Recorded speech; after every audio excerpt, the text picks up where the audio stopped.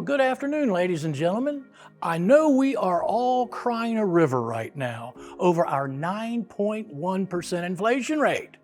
The Confederacy had a little more problem than that.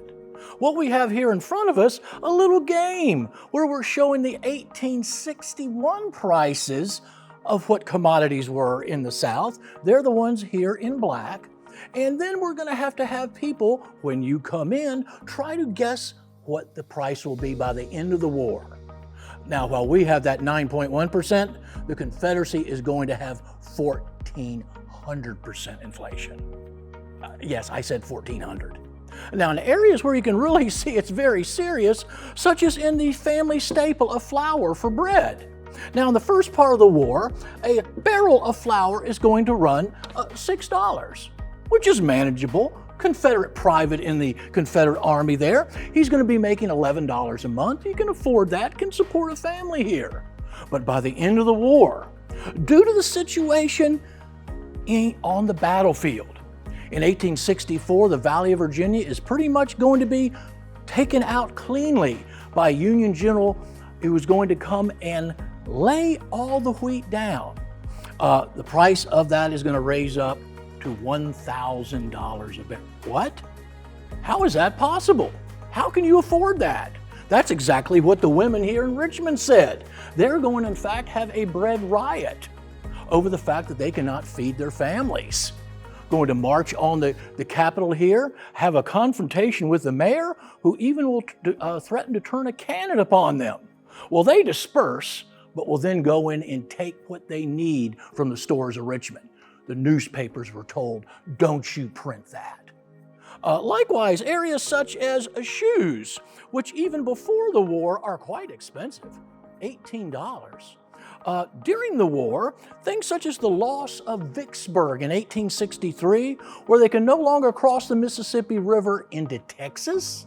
Texas has the horses, Texas has the cattle, Texas has the leather. Your price of shoes are going to go up to $150 a pair. Very hard to even equip the Confederate Army with shoes at prices like that. Also, around house staples, such as your eggs here. Early war here, 15 cents a dozen. But as one gentleman said during the war, fried chicken lay no eggs.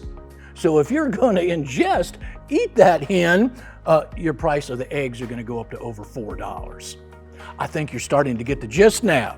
Now, in the Confederacy, you have a lot of this. Cotton in the Deep South.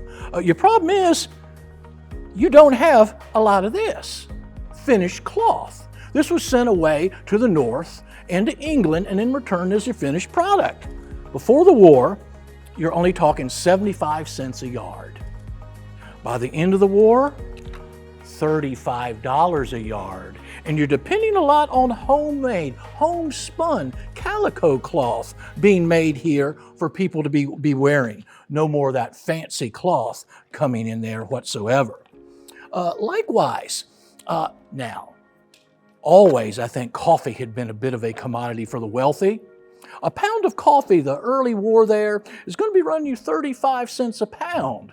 This item coming from Brazil, the added problem now, you're not able to get imported items. There's a Union naval blockade keeping you out from those areas. Now, that 35 cents is going to be going up to $60 a pound. Most people in the South are never even going to see those items during the war. Some will try to substitute things such as ground up acorn. But do make sure that you're like the squirrel. Only eat the inner nut and not the outer shell. The shell contains arsenic. Don't want to poison yourself there.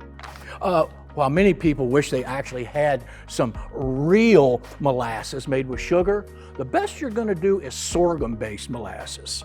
Now, this is going to be early war, only 75 cents a gallon. But due to the sparseness and the difficulty, all the fightings is occurring in the South, you're losing a lot of farmland. That is going to go up to $10 a gallon. Across the board, your prices getting pretty exorbitant. Here at Tredegar Ironworks, before the war, large producer of things like iron nails.